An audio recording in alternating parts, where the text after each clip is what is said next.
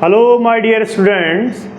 We'll discuss today the Newton's second law of motion. The chapter we pursue it is the force and laws of motion. In the previous two classes, we have discussed the concepts of force, Galileo Galilei experiment, and Newton's first law. We'll discuss today the Newton's second law of motion, the law of momentum. So we were on the topic Newton's laws of motion. Newton's laws of motion तीन है, Newton's first law of motion, second law of motion and third law of motion. Newton's first law of motion law of inertia है.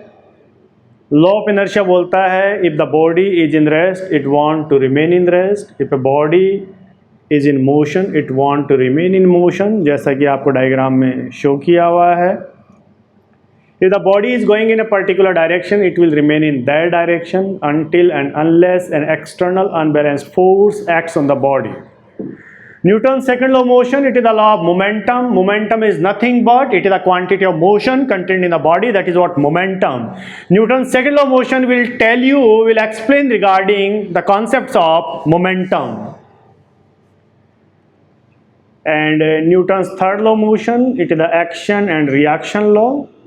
So we'll continue the topic today, the Newton's second law of motion.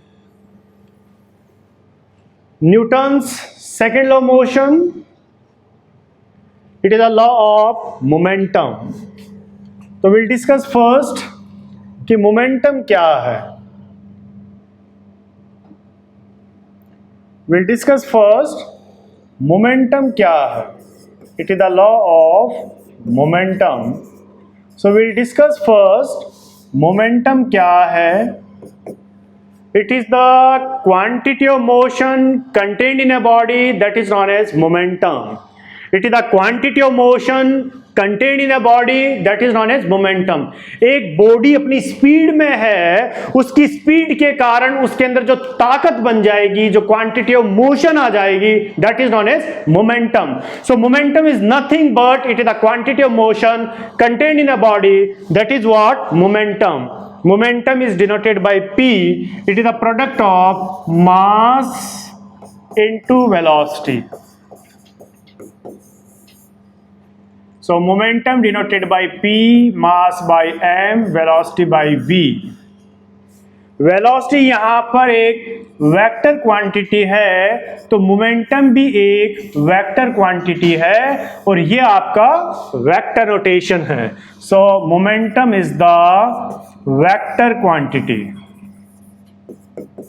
The quantity, the physical quantity which has magnitude as well as direction both, that is what the vector quantity.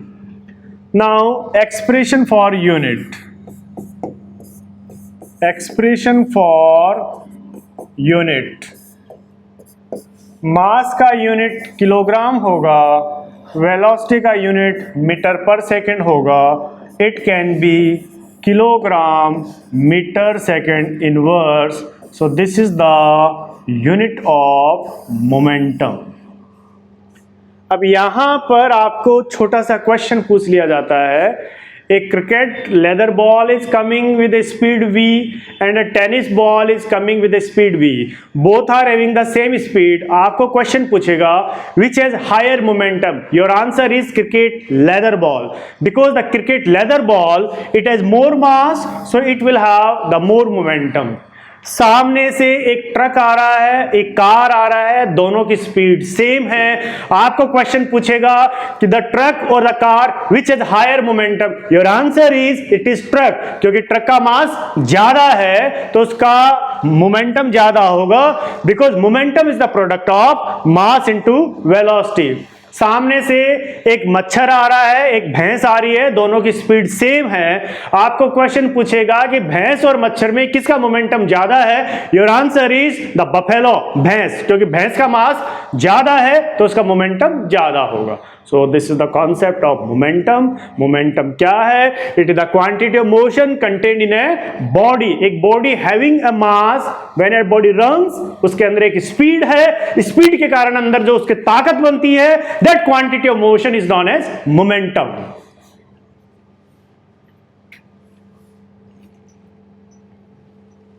Now we'll discuss the statement of Newton's second law of motion. Newton second law motion बोलता है the rate of change of momentum of the body. एक body है, it is going with the momentum P1 और P1 का मतलब हो गया कि बॉडी का मास m और बॉडी की velocity u. The body is going with the momentum. हमने उस बॉडी पे एक फोर्स लगाया तो उसकी वेलोसिटी चेंज हो जाएगी. That is from u to v. Velocity increase हो गई है तो फिर उसका फाइनल मोमेंटम P2 हो जाएगा. It is m cross v. Now there is a change in momentum. Change in momentum is P2 minus P1. This is the change in momentum. जो change in momentum depend करेगा कि उस body के ऊपर force कितना लगाया गया है. तो इसने बोलता है the rate of change of momentum of the rate means per unit time, कि जो rate of change of momentum है वो पर सेकेंड कितना हो रहा है, is directly proportional to the force applied. Is directly proportional to the force applied. That is the rate of change of momentum of the body is directly proportional to the force applied. अगर force applied कम है तो rate of change of momentum कम है. अगर force applied ज्यादा है तो rate of change of momentum ज्यादा होगा. And the change in momentum takes place in the direction of force applied. जिस डायरेक्शन में फोर्स लगाया जाएगा उसी डायरेक्शन के अंदर उसका चेंज इन मोमेंटम होगा. This is the statement of Newton second law of motion. That is the rate of change of momentum of the body is directly proportional to the force applied and the change in momentum occurs in the direction of force applied. So ये concept है regarding the statement of Newton second law of motion. And now will have it's mathematical derivation.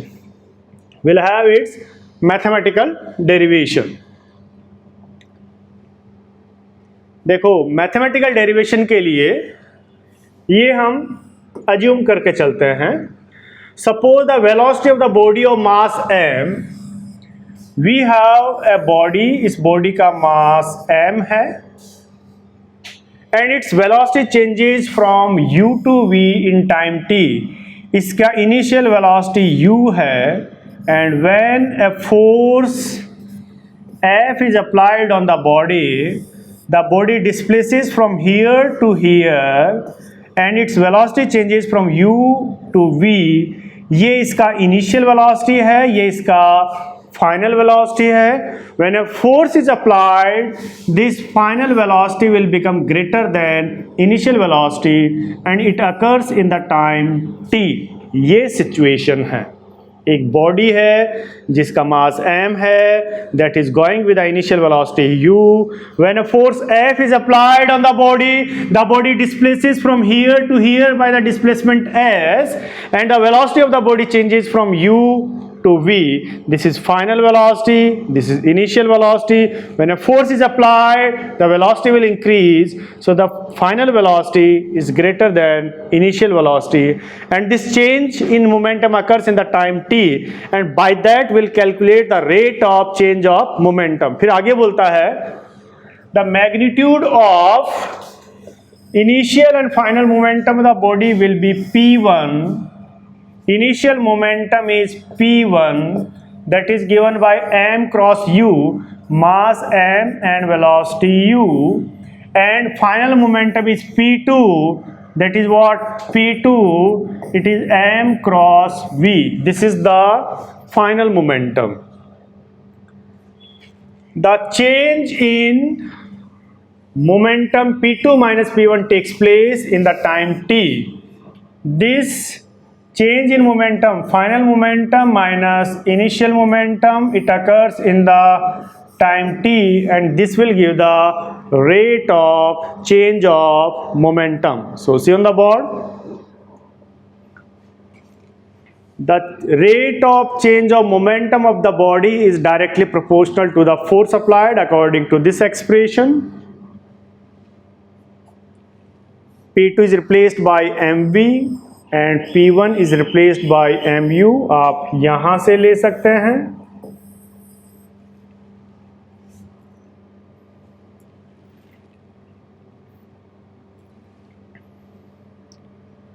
The proportionality sign removed by the constant k, and this is the sign of proportionality, it is removed by the constant k ताकि left hand side और right hand side की value same हो जाए.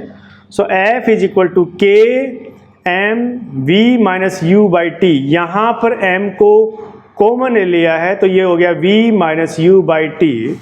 And this expression changes like this, f is equal to k m cross a. ये क्यों change हुआ? Because acceleration is v minus u over t. So the v minus u by t is replaced by a. So the expression becomes this. अब यहाँ पर हम मान लेते हैं कि एक बॉडी है, उसका मास 1 किलोग्राम है. उस बॉडी के ऊपर हम फोर्स लगाते हैं 1 न्यूटन का, तो उस बॉडी के अंदर एक्सेलरेशन आ जाता है 1 मीटर पर second square.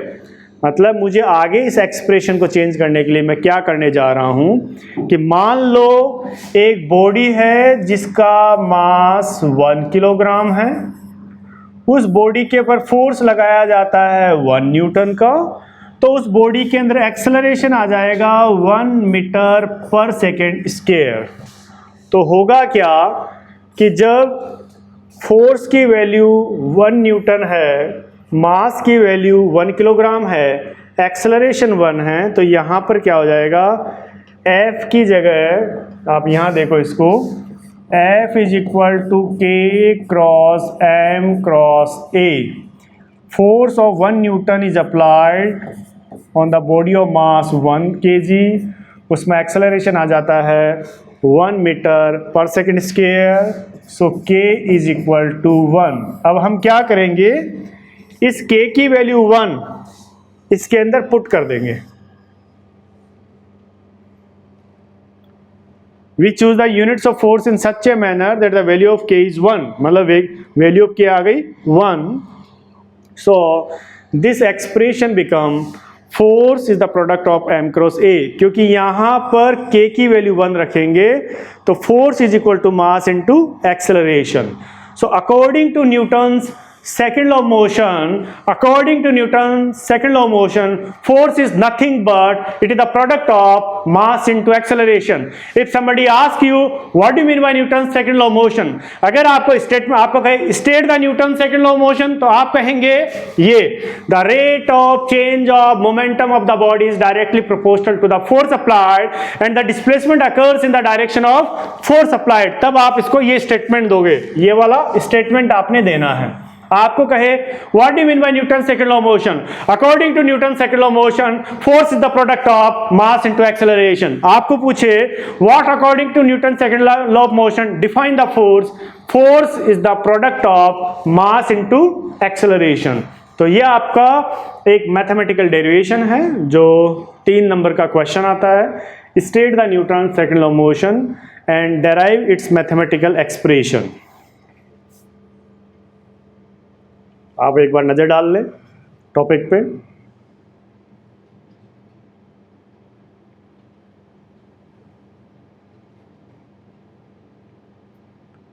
Now some applications of Newton's second law of motion. बेटा Newton second law of motion क्या बोलता है? The rate of change of momentum of the body, change in momentum upon time This will give the rate of change of momentum that is directly proportional to the force applied. इस expression को मैं reduce कर सकता हूँ, the force is directly proportional to delta p upon delta t. Delta p means the change in momentum, delta t means change in time. इसको मैं ऐसा भी बोल सकता हूँ, that is what d p by d t. यहाँ पर जो डी पी है it the small change in momentum और dt है it the small change in time. तो यहाँ से ये एक्सप्रेशन ये बताती है अगर चेंज इन मोमेंटम ज़्यादा, मतलब इसको यूँ देखें आप, f is directly proportional to dp, that is what change in momentum ज़्यादा तो impact of force will be more, change in momentum कम तो impact of force will be less.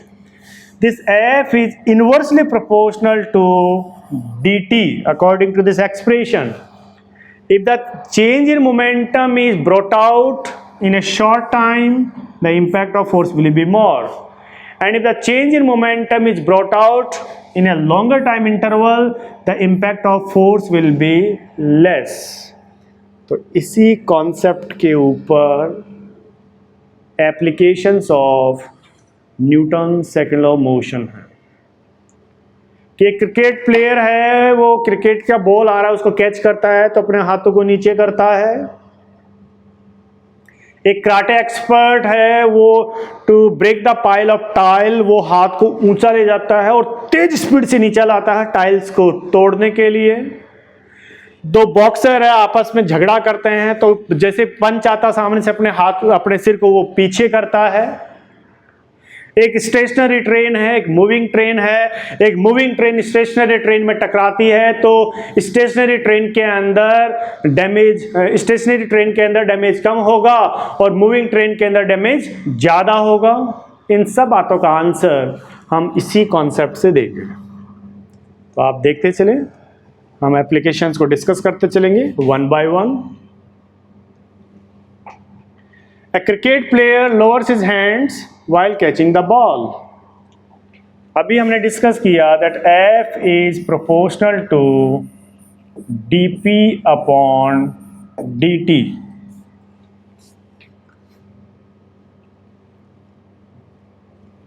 अब देखें, the ball is coming with a momentum p2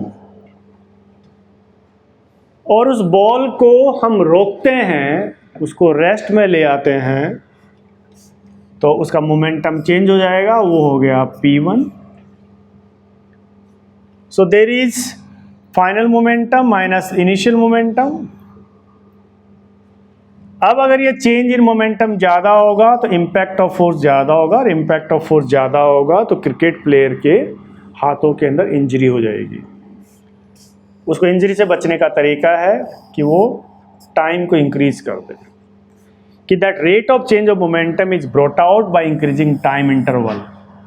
और time interval को कैसे बढ़ाएगा कि अपने वो बॉल को ऐसे रोकने के बजाय, जैसे ये पकड़ रहा है, ऐसे पकड़ने के बजाय अपने हाथों को नीचे ले आएगा. अगर ऐसे पकड़ता है तो that same change in momentum is brought out in a short time short, the impact of force will be more, and when the impact of force will be more, the hands will be badly injured. बचने के लिए वो अपने हाथों को नीचे करेगा. That same change in momentum is brought out by increasing the time interval, so the impact of force will be less and the hands will not be injured. That's why the cricket player lowers his hands. A person falling on a cemented floor gets injured, but a person falling on a heap of sand is not injured. आप देखते हैं कि मान लो if I be a long jumper or a high jumper और मैं दौड़ते आता हूं और एक छलांग लगाते कंक्रीट फ्लोर पे गिरता हूं तो मैं आ रहा हूं विद ए मोमेंटम p2 और मैं कंक्रीट फ्लोर पे गिरूंगा, मेरी वेलोसिटी 0 हो जाएगी तो फाइनल मोमेंटम कम होगा, तो चेंज इन मोमेंटम ज़्यादा होगा। अगर मैं कंक्रीट फ्लोर पे गिरता हूं तो I will be abruptly stop in A short time. जब टाइम कम होगा और चेंज इन मोमेंटम ज़्यादा होगा तो इम्पैक्ट ऑफ फोर्स ज़्यादा होगा, आई विल बी इंजर्ड। गाँव के अंदर बच्चे खेलते हैं, कूदते हैं, मिट्टी के ऊपर खेलते हैं, उनको चोट नहीं लगती, क्योंकि बच्चा लॉन्ग जंप करके, हाई जंप करके मिट्टी पे, हीप ऑफ सैंड पे गिरता है तो मिट्टी धसेगी, और मिट्टी धसेगी तो टाइम इंटरवल इंक्रीज हो जाएगा, टाइम इंटरवल इंक्रीज हो जाएगा तो इम्पैक्ट ऑफ फोर्स डिक्रीज हो जाएगा। The children will not be injured. देखो आपको ये एनिमेशन क्या शो कर रहा है कि ओलंपिक गेम्स हो रहे हैं, कोरोना पीरियड चल रहा है, लेकिन जापान है अभी ओलंपिक्स की बहुत अच्छी तैयारी कर रहा है। छोटा सा देश है, टेक्निकली भी बहुत साउंड है, क्योंकि बंदे की इच्छा शक्ति बहुत अच्छी है, डिटर्मिनेशन बहुत अच्छा है। ये हाई जंपर है, हाई जंपर छलांग लगाता है और उन गद्दों पे गिरता है, तो क्या है कि हाई जंपर ऊपर गया, उसका एक मोमेंटम है, रुकेगा तो उसका एक पर्टिकुलर मोमेंटम होगा। चेंज इन मोमेंटम बहुत ज़्यादा है। गद्दे दबने से टाइम इंटरवल इंक्रीज हो गया है, so the change in momentum is brought out by increasing time interval, और टाइम इंटरवल इंक्रीज हो गई है तो इम्पैक्ट ऑफ फोर्स डिक्रीज होगा, the fellow will not be injured.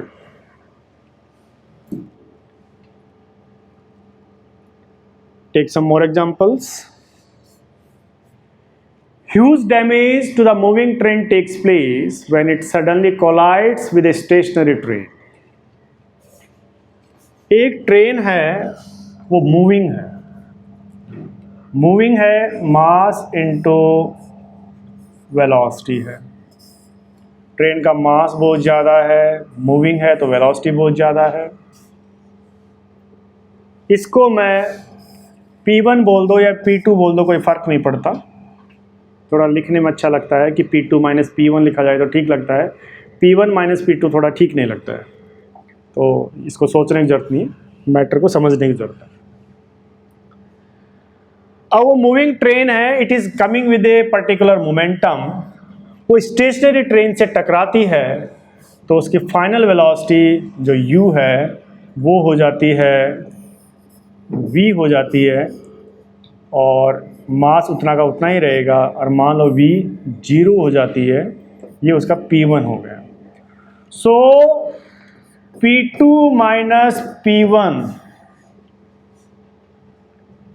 P2 मतलब मैं तुम्हें पीटूंगा नहीं, यहाँ पर P2 मीन्स P का नंबर 2, तो P2 minus P1, this large change in momentum is brought out in a short time, the impact of force will be more, and when the impact of force will be more, the more damage will occur to the moving train.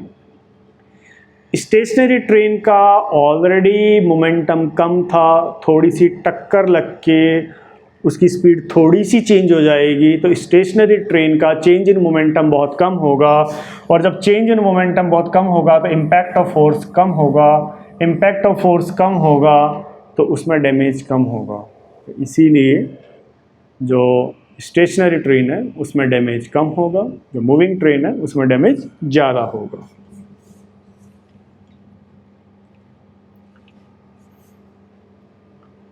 The vehicles are fitted with shockers. अब मुझे यहाँ पे explain करने की ज़रूरत नहीं है, अब आपकी अंडरस्टैंडिंग बन जानी चाहिए। बाइक से, कार से कभी खड्डों में गिरती है तो एक जर्क झटका लगता है और वो हमारी बॉडी तक आता है।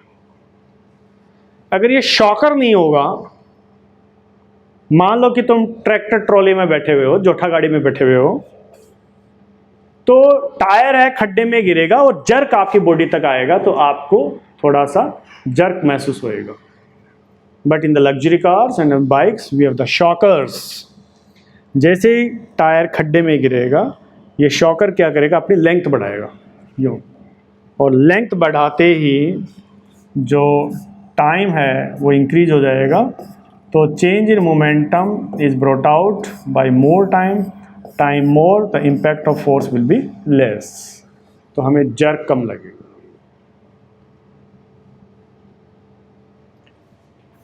Our hand hurts more when we hit the wall than we hit a sponge seat of a car.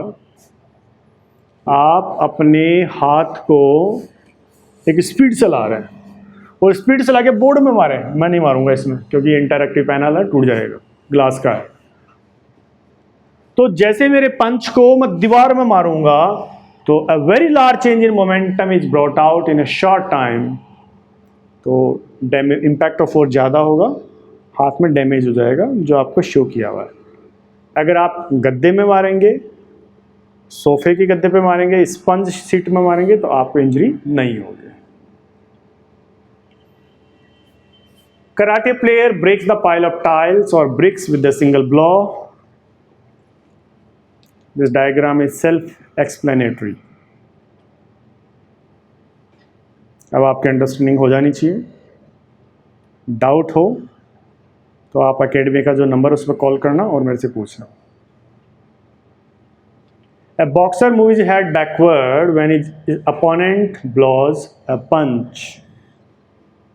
ये सब अब आपको समझ में आ जाना चाहिए।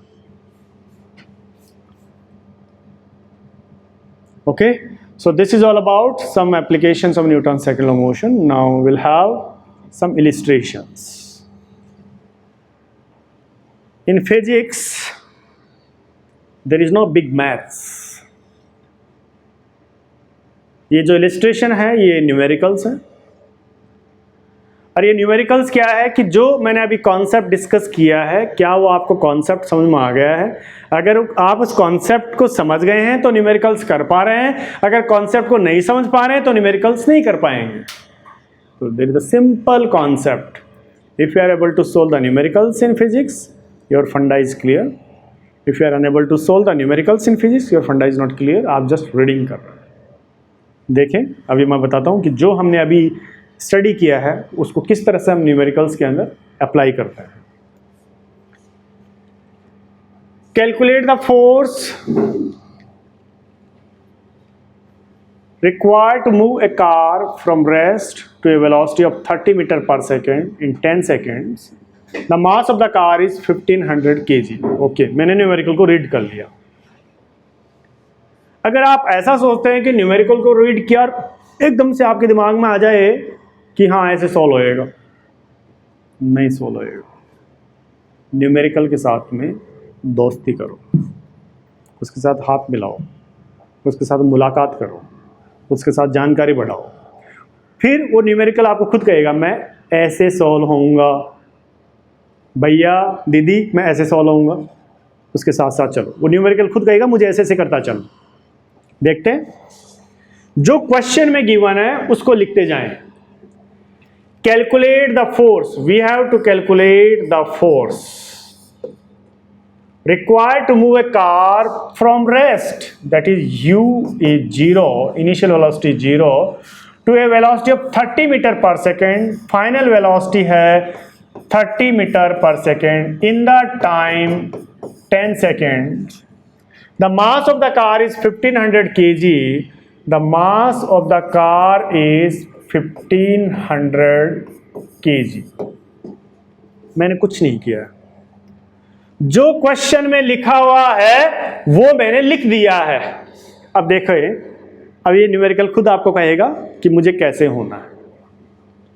हमें फोर्स पूछ रहा है, force is the product of mass into acceleration. क्या मास है? मास है। क्या एक्सेलरेशन है? एक्सेलरेशन नहीं है। हमारे पास में u है, v है और t है। तो एक्सेलरेशन ये कहता है कि एक्सेलरेशन तो मेरे से निकाल लो, मेरे से निकाल के उसको दे दो। तो क्या हुआ? Acceleration is equal to v minus u over t। v हमारा 30 है और u हमारा 0 है, t हमारा 10 है। इसको काट दिया तो ये आ गया 3 मीटर पर सेकेंड स्क्वायर। तो अब उस वैल्यू को यहाँ रख दो। मास हमारा 1500 है, एक्सेलरेशन 3 है, तो ये हो गया 4500 Newton. This is the answer. ये न्यूमेरिकल सॉल्व हो गया, मैंने नहीं किया। इस क्वेश्चन ने कहा मुझे ऐसे ऐसे लिखो, ये वैल्यूज़ बोलती है मुझे ऐसे सॉल्व करते चलो, मेरा आंसर ऐसे आ जाएगा। इसने जो कहा मैंने इसके आदेश की पालना कर दी और क्वेश्चन सॉल्व हो गया। This is the way you can solve the numericals.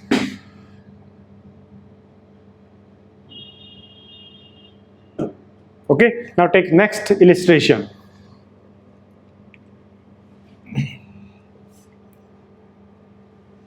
उसी तरह से आपको नेक्स्ट इलिस्ट्रेशन करना है। A constant retarding force of 50 Newton, force है 50 न्यूटन, लेकिन रिटार्डिंग फोर्स है, अपोजिट फोर्स है, नेगेटिव फोर्स है तो minus, is applied to a body of mass 20 kg. The mass of the body is 20 kg. Initially with the speed of 15 meter per second. Initial velocity है उसकी 15 meter per second. How long does the body take to stop?